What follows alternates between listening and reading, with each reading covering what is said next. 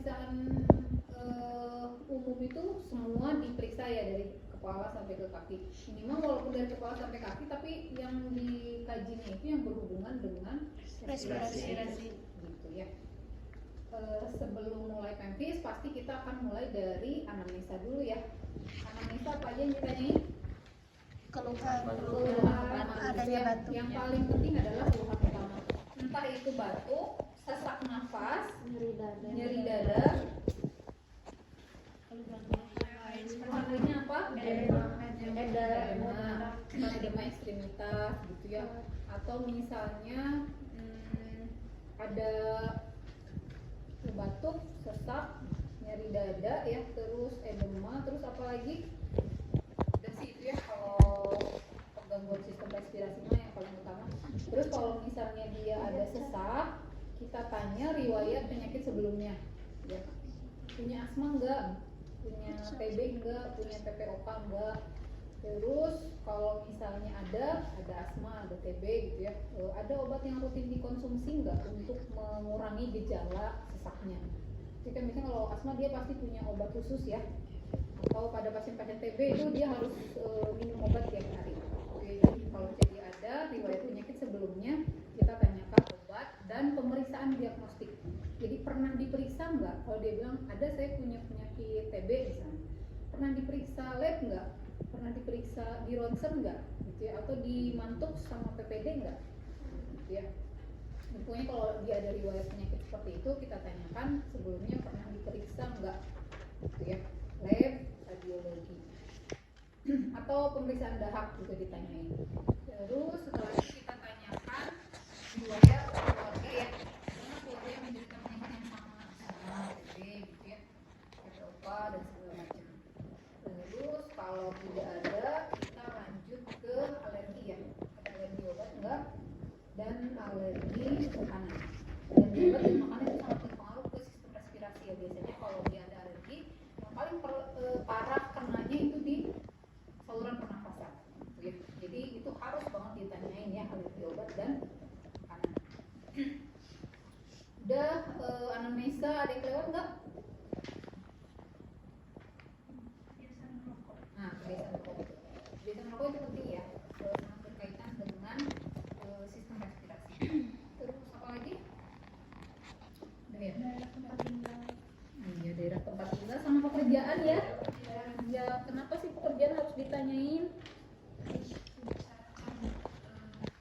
kerja di itu pabrik ya, itu pengaruh ya. Jadi kerja di pabrik, apalagi pabriknya pabrik tekstil, dia akan menghirup kapas gitu ya, atau debu-debu halus setiap harinya. Nah, itu biasanya berpengaruh gitu ya. Jadi tempat tinggal dan juga tempat kerja sama aktivitas juga sama berpengaruh ya. Jadi ditanya pekerjaannya apa, sebagai apa gitu ya. Misalnya dia saya buruh pabrik, berarti kita bisa bayangkan berarti lingkungan tempat kerjanya seperti apa gitu ya, banyak debu halus dan segala macam. Itu terus udah ya, imunisasi ya, riwayat imunisasi terutama influenza dan pneumonia. Udah, terus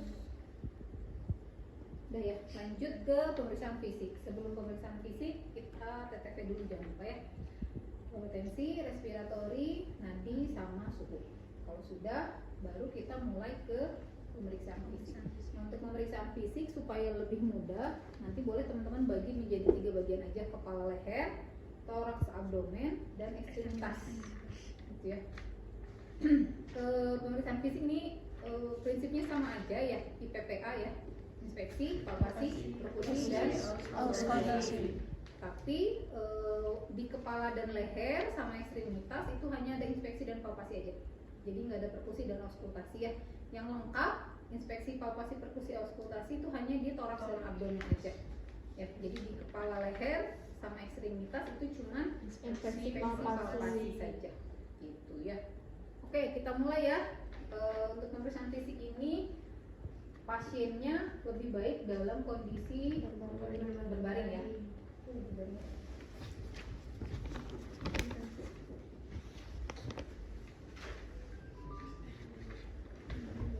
Tapi kalau misalnya pasien yang nggak mampu berbaring kan kadang suka ada ya yang dia sesak banget ya, kalau berbaring tanpa sesak itu boleh sambil duduk ya. Kita mulai dari kepala. Apa yang dilihat dari kepala? Ada nggak? Dari kepala. Nggak ada ya kalau kepala ya, langsung ke muka ya. Ya. Di muka kita lihat apa? Konjungtiva. Kita lihat konjungtivanya, lihat skleranya, iterik atau tidak. Terus ada bengkak atau tidak. Jadi mulainya dari atas ya. Jadi kita lihat sklera iterik atau tidak, anemis atau tidak. Terus ada udem enggak di daerah sini. Terus ada bengkak enggak? Bengkak di daerah sini, polip sama sinus ya. Sinus atas sini. Terus dia pakai alat bantu nafas enggak?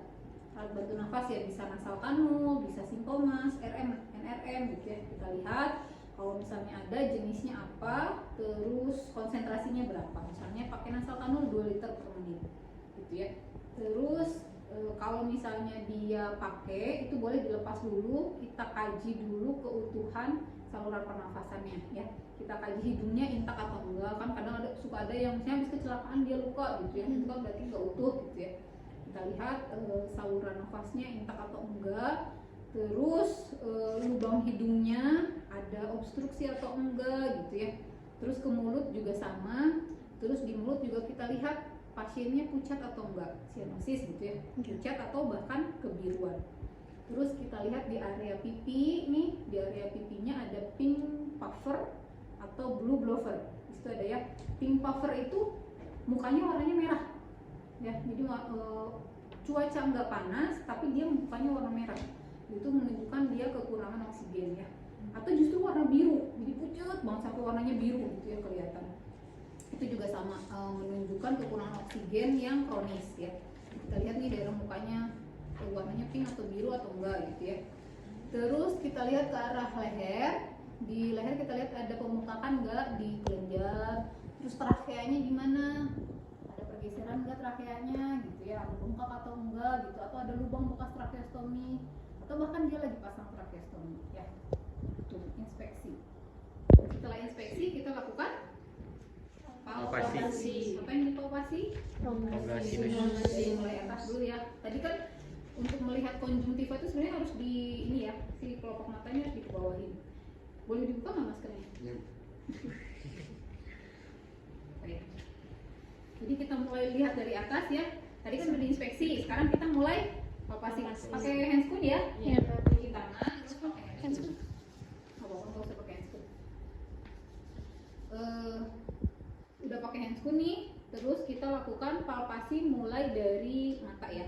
Jadi kita pegang nih dari sini nih, ujung ini ditekan, sakit nggak? Tekannya yang lembut aja, sakit nggak gitu ya. Terus ke area sini, polip sini, bagian atas, sakit nggak? Terus ke arah sini, ini ada bengkak atau enggak? Setelah itu kita lihat konjungtivanya, lihat ke atas. Nah, konjungtivanya anemis atau enggak, ini enggak ya. Terus ke arah sinus ini, ditekan-tekan sebelah sini, terus kelenjar ya, kelenjar limfe. Jadi dari belakang telinga disusur, ada pembengkakan atau enggak sampai ke trachea. Habis itu tracheanya kita palpasi, dia ada pembengkakan atau tidak, terus ada deviasi atau tidak, pergeseran ya. Terus ada pembengkakan vena jugularis atau enggak, vena jugularis sebelah sini ya. Itu. Terus setelah itu kita kaji pasase udara ya. Ada tisu nggak? Untuk mengkaji pasase udara itu cukup pakai tisu kecil aja.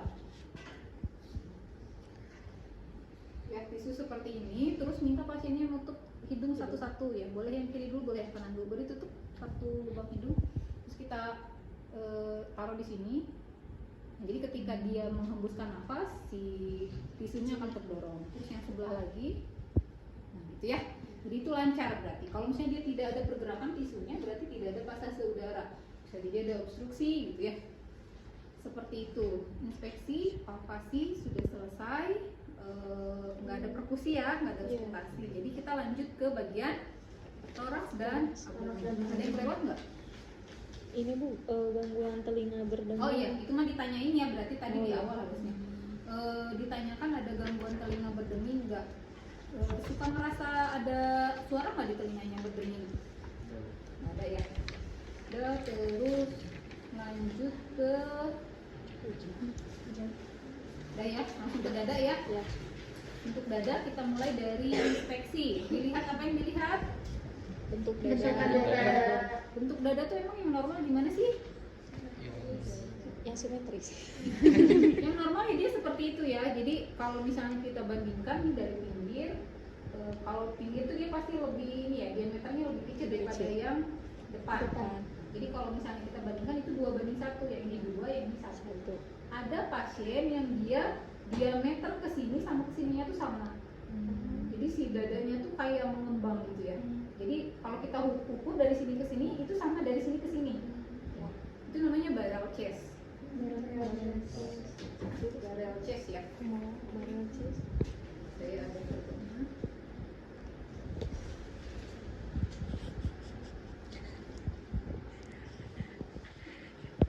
Nah ini seperti ini ya barrel chest. Jadi dia tuh kayak apa sih? Ini banget gitu. Mengembang. Dia kayak bukan bengkak ya, tapi dia luas banget ini ya. Gitu. Ini namanya barrel chest. Atau adanya pigeon chest. Pigeon itu dia kayak burung. Nih, dia kayak gini. Jadi kayak paruh burung. Jadi sininya tuh menonjol ke depan ya. Ini namanya pigeon chest atau tunnel chest. Yang tunnel chest, tunnel chest yang ini. Dia ke dalam. Nah kalau ini dia bawaan lahir ya, jadi dia nggak akan merasa sakit karena memang dia dari lahir sudah seperti ini. Dia cacat dari lahir, jadi tarik ke dalam. Ini namanya tunnel chest. Kalau yang ini pigeon chest, ini barrel chest. Jadi itu bentuk-bentuk kelainan dada ya. Normalnya itu anterior dibanding lateral itu 2:1. Ya, jadi kita lihat bentuk dadanya seperti apa. Setelah itu kita lihat ada luka atau enggak ya di area dada sini, ada lesi atau enggak, atau misalnya ada bekas operasi gitu ya. Kalau ada bekas berarti kita tanya ini bekas operasi apa. Ya siapa tahu dia berkaitan dengan sistem respirasi kan, misalnya operasi pengangkatan tumor atau apa gitu. Terus setelah itu kita lihat pengembangan dadanya. Pengembangan dadanya simetris enggak ya, ini sama ini dia sama enggak? Sama-sama mengembang. Atau misalnya yang kanan lebih tinggi, yang kiri lebih tinggi gitu ya. Itu dia jadi seperti ini gitu ya. Nah, itu kita lihat pengembangan dadanya. Terus setelah itu udah ya inspeksi, lanjut ke palpasi ya. Untuk palpasi itu kita mulai dari pengembangan dada ya. Jadi kita simpan tangan kita ini seperti ini. Jadi satu di dada yang sebelah kanan, yang satu di sebelah kiri. Terus ininya hampir, jadi nggak bersatu banget gitu ya, tapi hampir bersatu. Setelah itu kita minta pasiennya untuk menarik nafas yang panjang. Boleh tarik nafas? Nah, jadi ketika dia menarik nafas panjang itu tangan kita angkat-angkat dua-duanya ya. Tarik nafas yang panjang. Oke, setelah itu langsung kita kaji vokal premitus ya. Boleh sebutkan 77? 77 sorry. 77. Nah, 77 ya. Setelah itu kita balikan tangannya. Lagi? 77. Kenapa harus dibalikin tangannya? Itu untuk menghindari bias ya. Siapa tahu ternyata yang yang gak sensitif itu tangan kita. Kan kita mau melihat getaran ya. Ketika dia bilang 77 itu kita akan merasakan getaran yang sama di kedua tangan. Ketika bilang 77 itu getarannya sama di sini sama di sini. Kalau misalnya ada beda, kita change. Siapa tahu ternyata tangan kita yang gak sensitif gitu ya. Jadi harus di change. Sudah, kalau misalnya sudah kaji vokal premitus, kita kaji krepitasi ya. Jadi krepitasi itu di gini-gini aja, di sepanjang lobus paru. Krepitasi itu seperti apa sih? Dia itu ada udara di bawah kulit. Ya, jadi udaranya di bawah kulit. Jadi ketika kita tekan-tekan seperti ini, itu rasanya kayak apa ya? Kayak megang bubble wrap kali ya. Jadi kita gini-gini tuh dia kerasa ada udara. Tapi kecil-kecil kan, kalau bubble wrap gede, kan dia kecil-kecil gitu. Dia akan terasa. Ya, itu namanya krepitasi. Ya, terus sambil dikaji juga nyeri ya. Jadi ketika kita pegang-pegang seperti ini, ada nyeri atau tidak ya. Terus pengembangan paru sudah, nyeri sudah, bengkak, vokal premitus. Terus lanjut ke perkusi ya. Inspeksi sudah, palpasi sudah, lanjut ke perkusi. Untuk perkusi, di mana di perkusinya? Dari apex ke bawah. Itu sebelah mana sih? Apex itu dari bawah. Saya lebih suka dari atas karena nanti nyarinya lebih gampang. Jadi paru-paru itu kan kalau misalnya kita lihat ya, jadi di sini terakhir trachea kalau laki-laki dia lebih ini Terlihat. sampai sini ya trachea. Terus di bawah trachea itu bronchus. Nanti bronchus itu dia akan bercabang di sini dulu. Di sini. Ini buka aja ya, pakai kaos ya. Ya.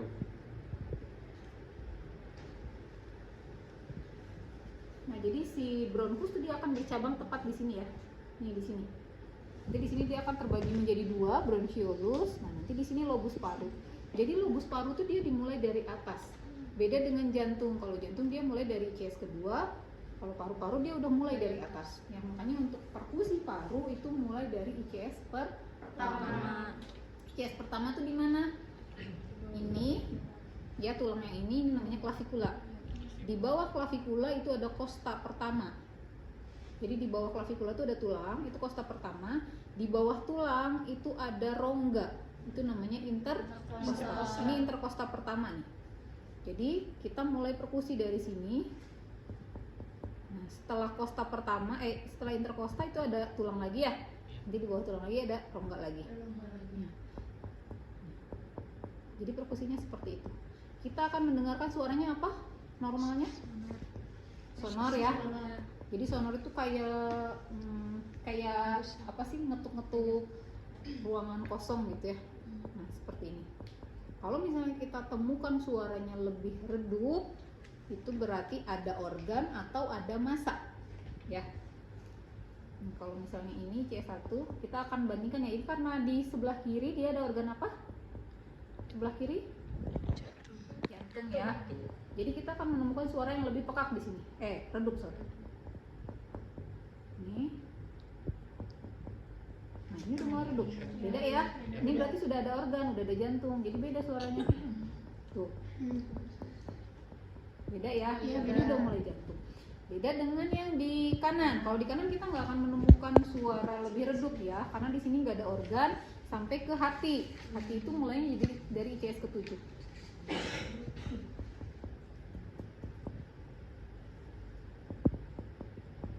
Sama ya? Sama ini ya. Kalau di sini pasti akan berbeda karena udah ada jantung. Tuh, udah beda. Sampai jantung sampai ICS ke berapa? 5 ya. Sini. Nah, ini udah mulai beda nih. Beda lagi ya. Ini udah mulai lambung, suaranya udah beda lagi dengan yang di atas. Dia suaranya hipersonor ya. Jadi lebih nyaring lagi. Tuh, lebih nyaring. Nah, ini udah mulai lambung dia. Nanti teman-teman coba sendiri ya. Itu perkusi, terus lanjut ke udah ya auskultasi ya. Apa yang dia ini yang itu coba. Untuk auskultasi ini nggak ada yang dewasa.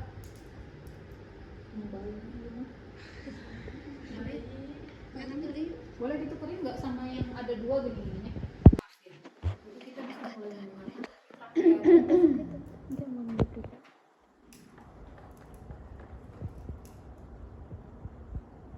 di trakea suara nafasnya apa namanya?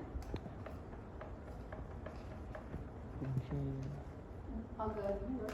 Nah, ini di trakea ya.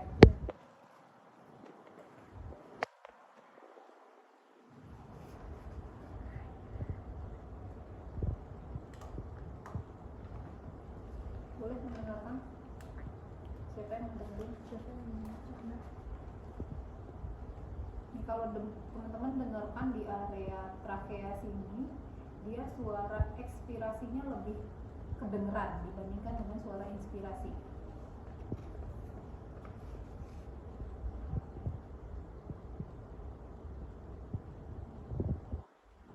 Ya, kedengeran.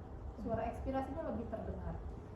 Terus ini kalau di percabangan ini namanya suara tracheobronchial, bronkovesikular.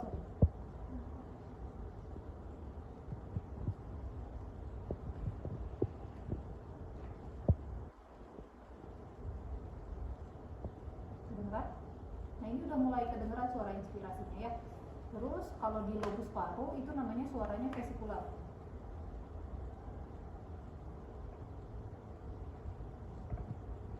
Tarik nafas yang dalam. kedengeran ya. Nah kalau yang di kiri dia pasti lebih dominan suara jantung.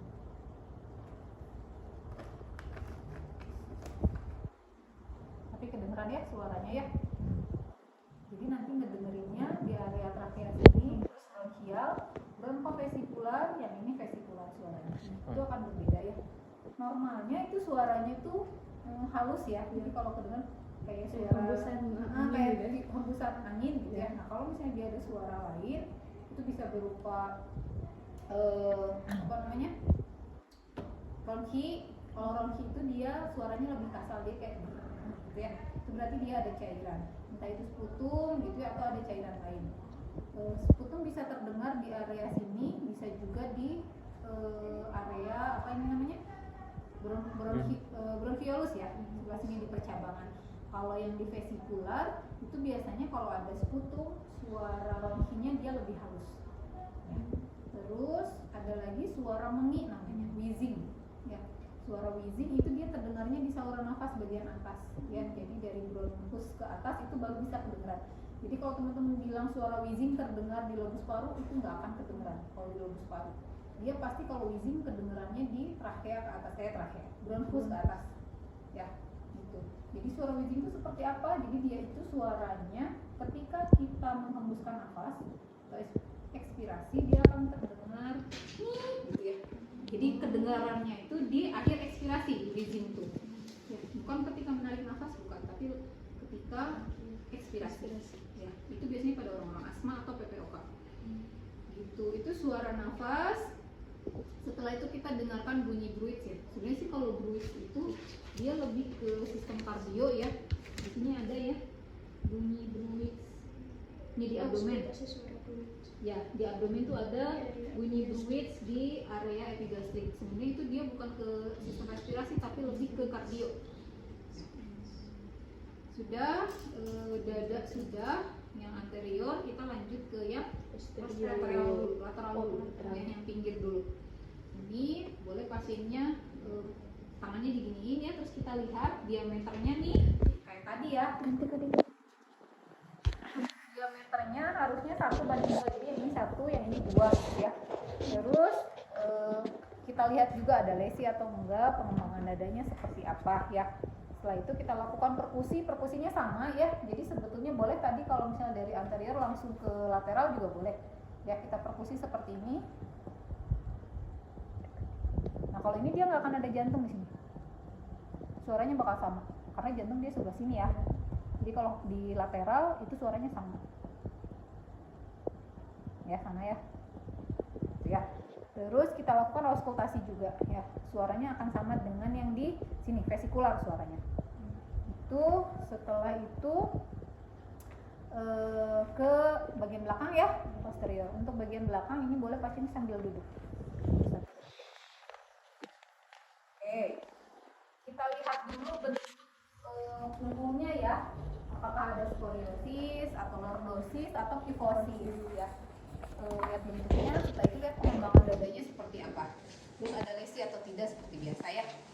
Terus setelah itu kita lakukan palpasi. Untuk palpasi sama kayak tadi ya. Jadi kita pegang seperti ini, lihat pengembangan dadanya.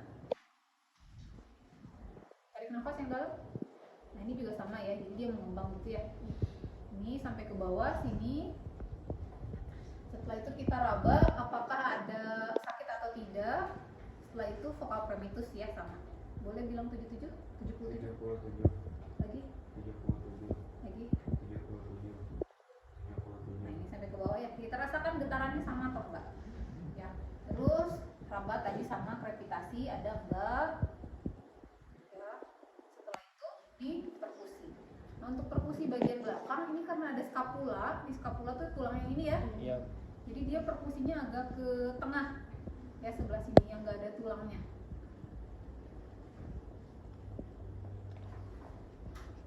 Sama ya suaranya ya. Sama ya.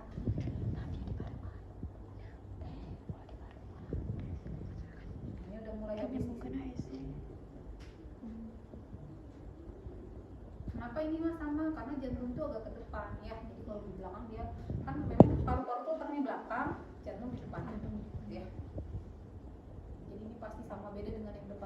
kiri pasti dia lebih redup. Ini mah sama aja suaranya. Kalau kita temukan ada redup, berarti dia kemungkinan ada masak. Ini mah sama aja sih suaranya. Ya, setelah itu kita lakukan auskultasi. Untuk auskultasi ini sama ya dengan di depan tadi. Jadi kita dengarkan. Terus ini zigzag ya, kayak gini ya. Kayak gini. Dengarkan suara nafasnya sampai ke apex ujung. Ujungnya kurang lebih di CS ke-7 ya, kurang lebih sebelah sini. Jadi paru-paru itu sampai sini. Sudah. Terus sudah ya. Auskultasi sudah. Sudah. Terus kita lanjut ke ekstremitas. Boleh tidur lagi? Yang abdomen boleh setelah posterior, boleh juga tadi jadi sekalian dada, sekalian ya. Ibu, ini kalau nanya kalau yang minta pasien mengucapkan AA sama aja kayak Sama. Jadi sama kayak buka abdomen itu sih. Terus tadi apa abdomen ya? Kalau abdomen sama aja sih, yang diinspeksi dilihat pengembangan perutnya ya. Terus diinspeksi apa sih auskultasi. Kita ke ekstremitas ya. Untuk ekstremitas apa yang dilihat? Sinusis, Kita lihat dulu ya, ada sinusis atau enggak sinusis. ini pucat. Terus ada edema atau enggak, terus clubbing finger ya. Clubbing finger tuh jadi si jarinya tuh melengkung tuh. Terus apa lagi? Struktur kulit ya.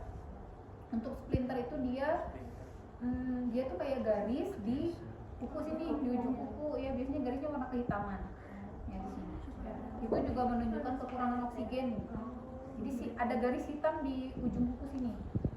Ini di sini biasanya. Terus splinter ya. Terus udah ya udem atau enggak, terus turgor kulitnya seperti apa. Terus kita lanjut ke palpasi ya. Untuk palpasi kita raba dulu nih apa sih kehangatan ya. Untuk raba kehangatan ini kita bandingkan dengan yang atasnya.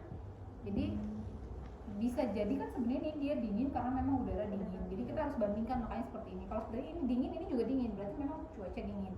Kalau perfusi buruk itu biasanya di sini dingin, di sininya hangat. Ya, jadi kita bandingkan seperti ini. Ya, dua-duanya ya dipegang. Setelah itu kita lihat CRT. Untuk lihat CRT, ini ujung kukunya ditekan seperti ini. Ya, dia balik nggak dalam 2 detik. Normalnya kan kurang dari 2 detik ya. Jadi ketika kita tekan, dia balik ping lagi kurang dari 2 detik. Cukup satu aja Bu. Cukup satu aja, kecuali kalau misalnya teman-teman menemukan dia pucat atau sianosis kebiruan, itu boleh dicek semuanya. Bisa jadi kan satu jarinya yang Bermasalah. nah, kalau misalnya dia pucat sianosis, kaji aja semuanya. Gitu ya.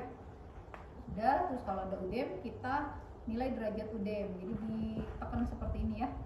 Dia cepat kembali nggak? Semakin lama kembalinya berarti derajat udemnya semakin tinggi ya. Terus kita kaji turgor, diginiin aja kering atau enggak.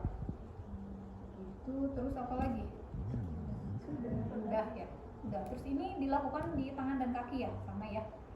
Jadi tangan dan kaki sama dilakukan. Sudah. Di sini kalau yang asma kelihatan. Jadi ketika kita menarik nafas, dia akan berkontraksi si ototnya. Teman-teman coba kalau narik nafasnya susah kayak gitu ya. Ini akan terasa kontraksi. Nah itu kalau misalnya pasiennya kesulitan bernafas, dia akan terlihat. Di sininya namanya otot skalen, jadi otot bantu nafas. Setelah itu di bahu sini, sternocleidomastoideus ya sebelah sini. Terus di otot intercosta interna, dia di antarcosta. Jadi ketika dia inspirasi, si kulitnya itu ketarik ke dalam. Berarti itu ada otot bantu nafas. Ya. Satu lagi di abdomen sini. Normalnya kan kita tidak melihat abdomen yang tertarik ya. Tapi kalau dia susah bernafas, itu dia abdomennya itu ketarik ke dalam. Gitu ya. Itu otot bantu nafas. Gitu. Jadi kalau misalnya kita lihat pasien normal bernafas, itu yang bergerak ini diafragma dan juga si intercosta eksternalnya. Gitu ya. Ini kan ini diafragma nih kelihatan ya. Ini intercosta eksternal yang menggerakkan costa. Tapi kalau dia ada otot bantu nafas, ininya ketarik sih, antar costanya itu ketarik ke dalam. Terus ininya ada, sama abdomennya ketarik banget ke dalam. Gitu. Oke, ada yang ditanyakan?